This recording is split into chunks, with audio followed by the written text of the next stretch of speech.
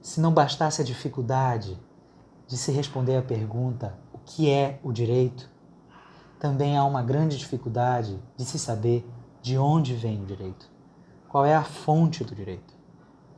O justnaturalismo é um conjunto de teorias, na verdade, um conjunto de pensadores e pensadoras que estão refletindo sobre se o direito viria mesmo só da vontade humana.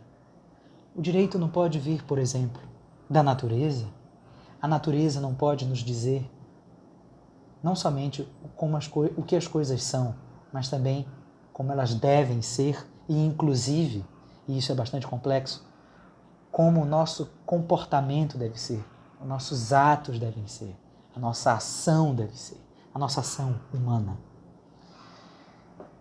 Pensar o direito natural é pensar a possibilidade de se extrair uma norma deste mundo que nos circunda, que nos rodeia, onde as coisas são e vão sendo. Ainda que essas coisas também se modifiquem, são e deixem de ser. Uma árvore é, deixa de ser, morre. Um fruto é, deixa de ser, se torna uma nova planta, um novo vegetal. Mesmo nesse mundo em que as coisas são, também deixam de ser, onde as coisas estão sempre em mudança, os justnaturalistas pensariam, bom, é possível também pensar como as coisas devem ser. Para os justnaturalistas, da natureza, que é possível extrair um direito que diz o que deve ser. Platão foi um grande filósofo do Ocidente, todo mundo sabe. A questão é, qual era o seu pensamento sobre o direito natural e o direito positivo? Aristóteles, qual era o seu pensamento sobre o direito natural e o direito positivo? E no meio da cristandade, e antes deles ainda, Cícero, mas na cristandade, São Tomás de Aquino, ou então Guilherme de Ockham. E na modernidade, na Escola Ibérica da Paz, Francisco Soares, ou na Escola de Salamanca, Francisco de Vitória, o que era o direito natural? Para os modernos alemães, Pufendorf, o que é o direito natural? Para os modernos britânicos, Thomas Hobbes, o que é direito natural? John Locke, o que é direito natural? Na contemporaneidade, John Finnis, o que é direito natural? É muito difícil tentar traçar uma história do direito natural com tanta facilidade. Isso exigiria uma aula muito longa, um vídeo para cada pensador, mostrando todas as diferenças. Mas é possível mostrar, fazendo uma história do direito natural, que o direito natural, muito diferente do que se pode pensar contemporaneamente, não é simplesmente uma teoria, ou, por exemplo, o justnaturalismo, não é simplesmente uma teoria que está em crise, em declínio. Em verdade, há muitos e muitas pensadores e pensadoras que estão renovando os estudos sobre o direito natural. E, em verdade, o direito natural ocupa a maior parte da tradição, da história do pensamento filosófico sobre o direito, da teoria do direito. Mesmo com a modernidade, que tem uma relação ambígua com o direito natural, que ora enaltece o direito natural e ora mostra os problemas lógicos, científicos com o direito natural, também políticos, essencialmente políticos com o direito natural, possuem essa relação em que não se simplesmente considera o direito natural como algo que deve ser excluído da tradição. Esse é o pensamento errado. Direito natural sempre marcou o pensamento ocidental, a tradição histórica sobre o direito. E, basicamente, nos diz que, de modo resumido e muito simples, que é possível extrair uma norma jurídica da natureza. Agora, essa explicação sobre o que é o justnaturalismo, que resume o justnaturalismo nessa ideia, não é suficiente, não mesmo. Há muita sofisticação na elaboração dessas ideias e dentro mesmo do debate do direito natural há caminhos que se seguiram que até contraditoriamente levaram à própria crise do direito natural. e a ascensão de um tipo de pensamento que considera que o direito só tem como fonte a vontade humana, ou seja, o juspositivismo, as teorias sobre o direito positivo, o direito vindo da vontade, seja de uma autoridade, seja de uma assembleia de humanos decidindo como as coisas vão acontecer, como as coisas devem ser, o que é crime, o que não é, quais são as penas e quais não são, como se dá a relação jurídica, quais são os direitos das pessoas, etc. Bom, vou começar com Aristóteles, porque o filósofo, como diria São Tomás de Aquino, é aquele que tem uma compreensão de direito natural bastante interessante. E essa compreensão sobre o direito natural está vinculada à sua compreensão sobre direito, ok? Mas, sobretudo, sobre o que é a natureza. No mundo antigo e mesmo no pensamento medieval, e aí cuidado para não se achar que esse pensamento medieval está no passado, o pensamento medieval. Esse é o pensamento metafísico, tradicional, o pensamento da filosofia católica que permanece, que é a ideia de que a natureza não é só esse lugar que é e que vai sendo.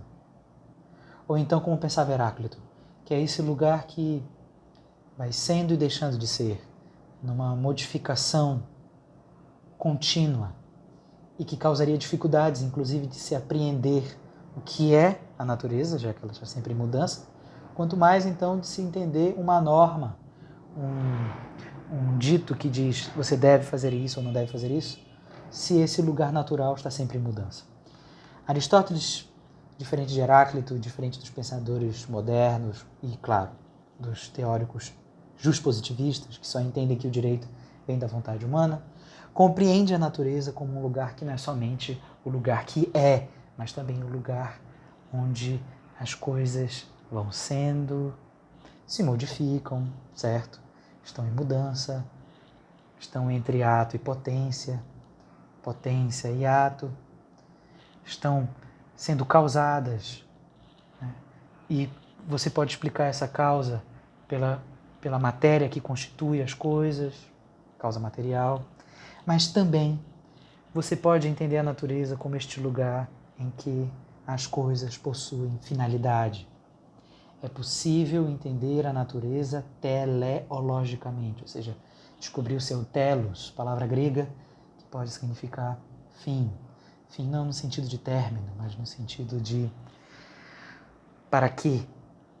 Para quê? Para que foi feito? Para que está aqui?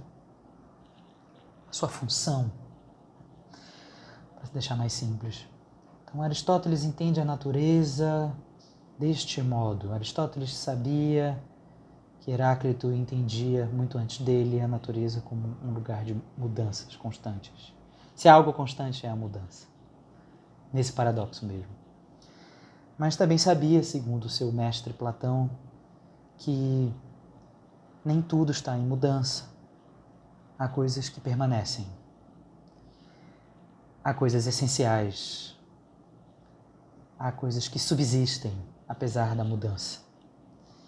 E isso que faz de algo essencial, isso que inclusive nos possibilita de conhecer as coisas, é constituído também pela ideia de causalidade. A finalidade das coisas mostra o que são as coisas também. E o que o direito natural tem a ver com isso? Bom, tenho duas coisas para dizer sobre. A primeira é que, para Aristóteles, o direito natural é totalmente possível, porque da natureza das coisas é possível dizer como elas devem ser e o que nós devemos fazer em relação às coisas, devido à sua natureza. Dá um exemplo aristotélico. A cidade de Atenas é uma cidade que, por natureza, ou seja, pela natureza dos seus cidadãos, ela tende a ser democrática. A natureza da cidade de Atenas é democrática. Então, é possível pensar que a democracia é algo da natureza da cidade, no sentido de a cidade possui um tipo de relação entre os seres humanos e uma constituição social em que a democracia está mais adequada à sua natureza. Para usar um exemplo aristotélico, a mão direita é mais forte que a mão esquerda, assim pensa Aristóteles em Ética Nicômaco. E, portanto, se você quiser aplicar mais força a algo, é a mão direita, devido à sua natureza ser mais forte, que deve ser usada. Bom, não está escrito exatamente assim, mas subtendido a partir da leitura de Ética Nicômaco. Ok, essa é uma primeira coisa a ser dita. Para Aristóteles, não há só direito que vem da vontade dos seres humanos, mas também o direito que vem da natureza das coisas. Porque é da constituição das coisas, da natureza delas, que elas devem ser assim. Porque as coisas não são apenas a sua materialidade, as coisas também são a sua finalidade, o seu telos, sua causa final. O direito natural pode ser, então, conhecido pela observação da natureza e da finalidade natural das coisas da natureza. E é possível também extrair uma norma jurídica a partir das relações e da natureza dessas relações.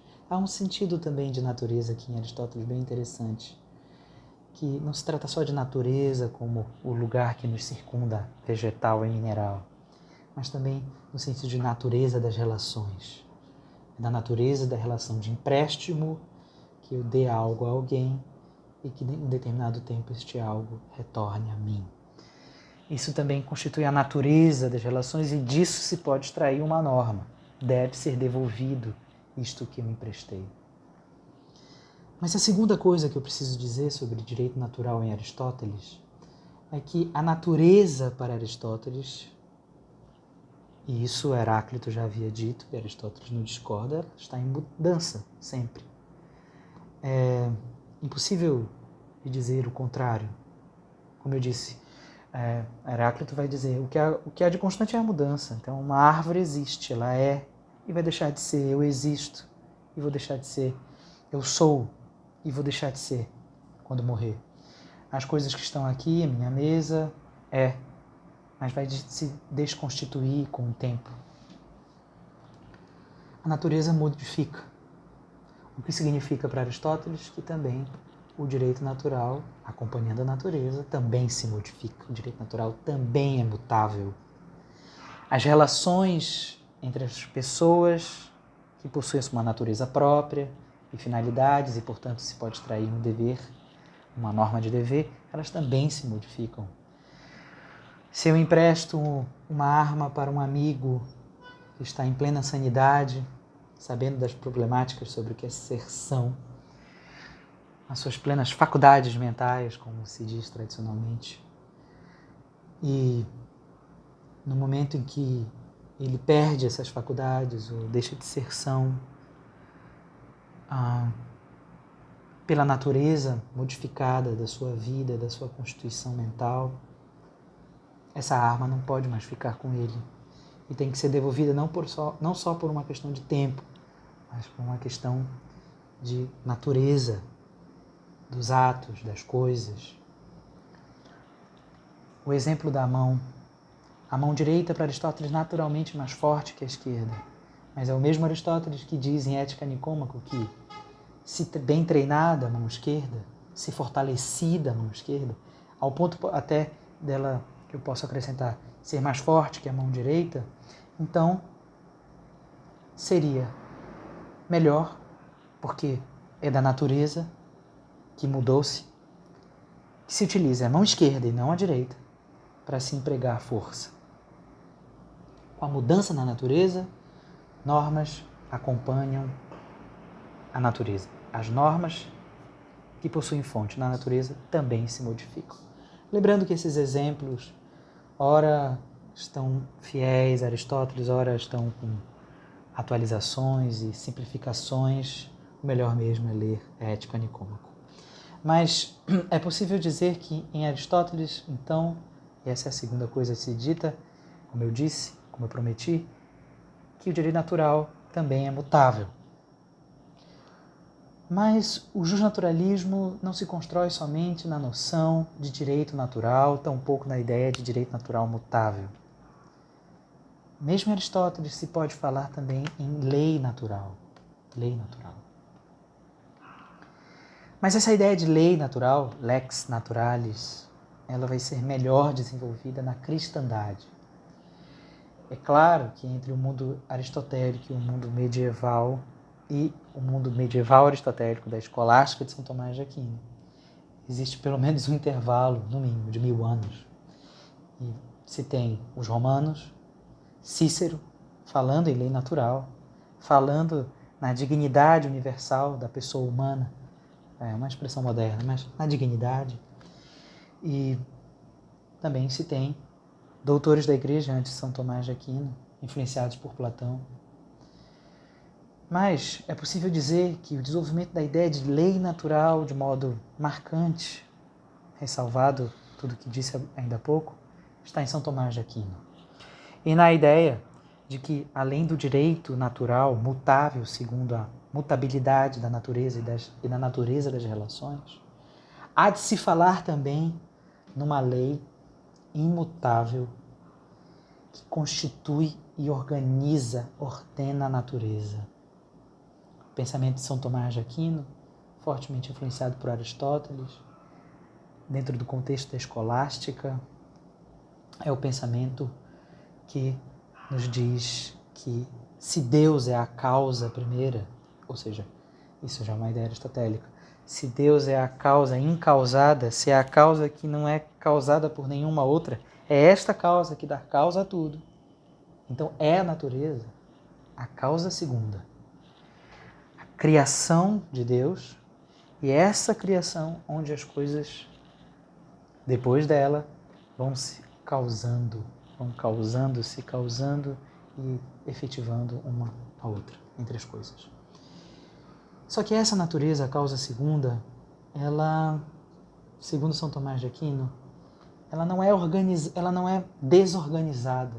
Ela não é uma criação de Deus em que Deus deixa a natureza ser o que ela quiser e vai sendo numa mutabilidade arbitrária, tão pouco autoconsciente. Com exceção dos seres humanos, eu já chego lá, a natureza ela possui uma legislação eterna, que não se confunde com a lei eterna, mas no sentido de imutável, melhor dizendo. Uma legislação que organiza as coisas. Essa legislação que organiza as coisas são as leis naturais. E isso, inclusive, explica por que, na visão tomista, Deus nem se confunde com a sua criatura, causa segunda, natureza. Porque Deus criou a natureza, mas não é a natureza. O que não significa dizer que essa sua criação possui livre-arbítrio e toma conta de si mesma, como se os rios tivessem liberdade e os animais também. Os ventos, as montanhas, as pedras. Essa natureza criada por Deus, causa segunda, ela tem uma regulação. Essa regulação foi dada por Deus, sim, mas essa regulação não significa dizer que Deus está, primeiro, confuso com a natureza, ou, segundo, que está o tempo inteiro agindo sobre a natureza. Não está. A natureza possui uma organização, uma inteligência criada por Deus, mas essa inteligência faz com que Deus não precise estar na natureza, ordenando e agindo o tempo inteiro. Ele pode, claro, ele é Deus, onipotente, e quando o faz, inclusive violando as próprias leis naturais que criou, então ocorre algo sobrenatural, algo milagroso. Esse detalhe é um detalhe importante para se entender bem o que eu quero dizer em São Tomás de Aquino, mas voltando, São Tomás de Aquino entende que além da natureza ser mutável e das relações também serem mutáveis, assim como Aristóteles, mas há na natureza leis naturais que organizam a natureza e elas não são passíveis de modificação. Elas regulam, inclusive, a mutabilidade, as modificações da natureza. Isso é algo importante. E onde eu quero chegar é que São Tomás de Aquino também sabe que do mundo natural existe uma criação natural de Deus, que lida com a lei natural de modo diferente. Essa criação somos nós, ou seríamos nós, seres humanos, que possuímos algo diferente das montanhas, dos vegetais, dos animais, dos outros animais, que é o nosso livre-arbítrio, nossa liberdade, a nossa possibilidade de agir segundo a natureza ou não. Possuímos a capacidade de entender, conhecer, descrever a natureza, conhecer a sua lei natural, é imutável, que organiza a natureza, mas somos também capazes de agir de modo contrário à natureza, segundo São Tomás de Aquino. E agindo de modo contrário, posso tomar uma atitude, então, não natural. E não é simplesmente uma atitude não natural, como se eu estivesse entendendo que a natureza se modifica, logo eu posso agir de acordo com a natureza que se modificou. Não, porque se a natureza modifica-se, eu posso me comportar segundo a natureza de acordo com a sua modificação. A questão aqui levantada por São Tomás é que o ser humano pode agir com um comportamento que viola uma lei natural que é imutável, que não se modifica segundo as mudanças da natureza. Como eu disse, essa lei, inclusive, organiza essas modificações. Uma lei natural, a lei natural que guia o ser humano é aquela que diz que o homem busca o bem e evita o mal. Só que o ser humano, ele possui liberdade. Ele não necessariamente busca o bem e evita o mal. A lei natural para ele pode ser compreendida segundo uma racionalidade que explica não só o que as coisas são, mas também como eu devo agir. Uma racionalidade prática, que entende essa lei natural não somente como aquela que diz o homem busca o bem naturalmente e evita o mal naturalmente, como a lei da minha natureza, ou com a lei da natureza que vai guiando a natureza do meu corpo, etc. São Tomás de Aquino também é aquele que vai dizer que essa lei natural, devido à nossa capacidade de pensar racionalmente nossas ações, pode ser aquela lei que diz que o homem deve buscar o bem e deve evitar o mal. E nesse dever, o homem é capaz de não cumpri-lo, não cumprir com o dever, porque é livre. Porque é livre. E nessa liberdade ele pode se distanciar da lei da sua própria natureza. Essa compreensão, lei natural, para São Tomás de Aquino, que estaria entre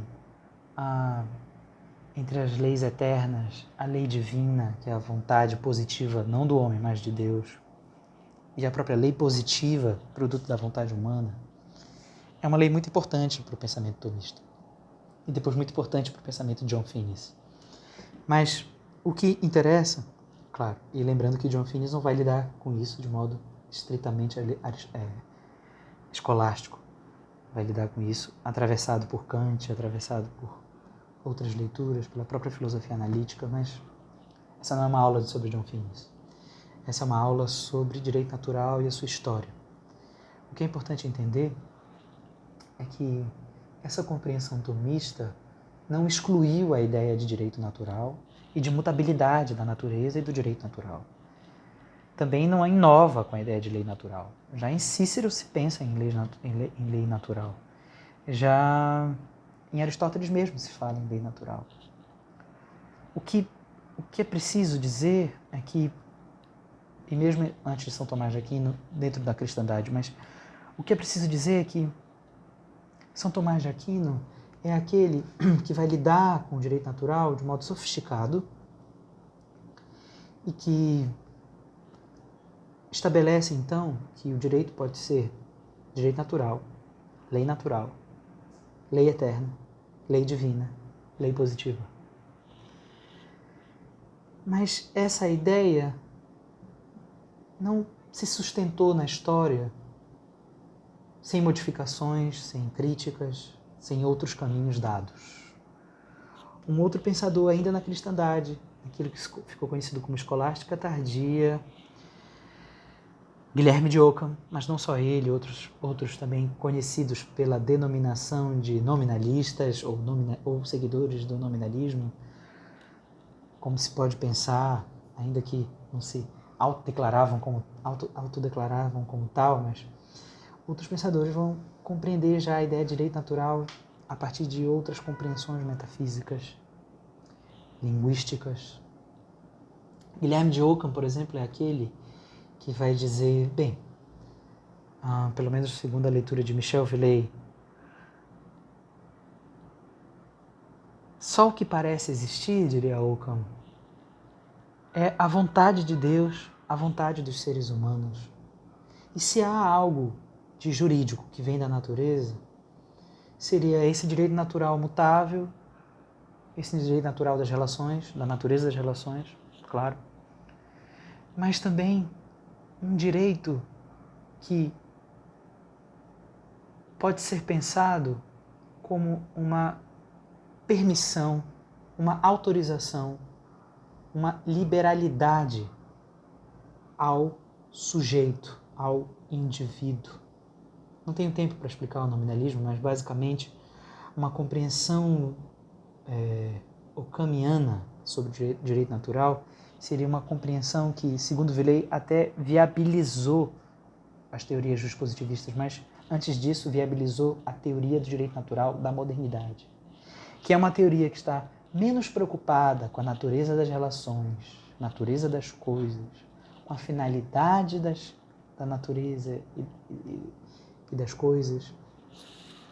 Tão um pouco preocupada com leis naturais eternas, mas muito mais preocupadas com as liberdades individuais, com os direitos ligados ao sujeito, aos sujeitos, o direito subjetivo. O direito natural vai aos poucos perdendo esse seu caráter de direito mutável, de acordo com a natureza das coisas, ou de lei natural, que diz que o homem deve buscar o bem e deve evitar o mal, e passa a ser mais algo que tem a ver como a minha autorização dada pela lei ou por Deus, pela lei divina, segundo a Escritura, que me permite, por exemplo, isso, vou citar um exemplo da querela da pobreza, do debate do Ockham com o Papa João XXII, que é a ideia de que Deus permitiu em Gênesis que se pudesse usar as coisas sem se apropriar delas. Onde isso se fundamenta? Na natureza das coisas? Na lei da natureza? Lei natural? Não e não. Se fundamenta numa possibilidade, numa faculdade, numa liberdade fundada na autorização dada pela vontade de alguém. Guilherme de Ockham é aquele que vai cada vez mais pensar que o direito vem da vontade humana, sim. O direito natural, segundo a natureza das coisas, sim. Mas o direito também pode ser produto de uma reta razão, produto de um raciocínio que diz que é permitido, segundo a vontade de alguém, que eu faça isso. É um direito natural ligado ao sujeito, é um direito natural que permitiria que os seus irmãos de fraternidade, seus irmãos de ordem, os frades menores, franciscanos, pudessem usar meramente usar roupa, consumir substâncias que perdem a sua substancialidade, que são consumíveis, como os alimentos, são substâncias perecíveis, sem que eles sejam proprietários dessas coisas, porque eles possuem uma liberdade, de acordo com a reta razão que alcançaram, fundada na autorização dada por Deus para que se possa agir de determinado modo. Em resumo dessa aula, é preciso entender que o direito natural é a história também das mudanças de compreensão sobre a natureza, de compreensão sobre a finalidade das coisas, de compreensão sobre a existência dessas coisas em sentido abstrato ou não, universal ou não. O que é importante dizer é que um filósofo justpositivista muito conhecido, Hans Kelsen, no século XX, vai fazer a sua crítica, sua contribuição crítica ao direito natural. Uma crítica que já tem sido feita há muito tempo, né? Especialmente com os alemães do século XIX, da segunda metade do século XIX. A escola histórica do direito tem a sua crítica ao direito natural, uma crítica historicista ao direito natural, bem importante, uma crítica que vai dizer como se pensar um direito que vem da natureza, um direito eterno e imutável, uma lei natural, se nós estamos na história, se cada povo tem o seu nível de desenvolvimento segundo a sua cultura. Como se pensar um direito natural, como, por exemplo, os modernos pensaram, segundo Ockham, como um direito, como uma liberdade, e segundo os modernos, segundo também uma compreensão de lei natural que alcança toda a civilização. Os historicistas do direito, como Savigny, já fizeram essa crítica. Se assemelha muito às críticas historicistas das primeiras aulas. Kelsen conhecia essas críticas, não é o primeiro a fazer a crítica ao direito natural, mas é aquele que vai tentar refutar o direito natural, dizendo que se você pensa o direito natural como algo mutável segundo a mutabilidade da natureza, qual é a diferença dele para o direito positivo? Que também é mutável segundo a mutabilidade da vontade. E o direito positivo, inclusive, é até melhor, porque ele é mais claro, mais simples, direto.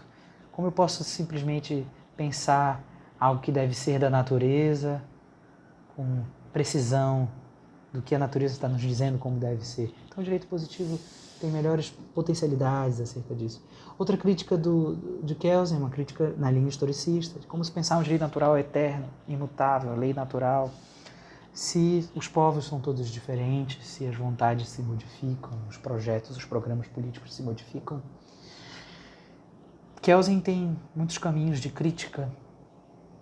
E, para finalizar esse vídeo, Michel Villey é esse historiador francês que responderá a Kelsen, e é tema do artigo que fundamenta, sobre o qual essa aula está construída, e é aquele que vai dizer, bom, as críticas de Kelsen parecem ser precisas e fortes, né?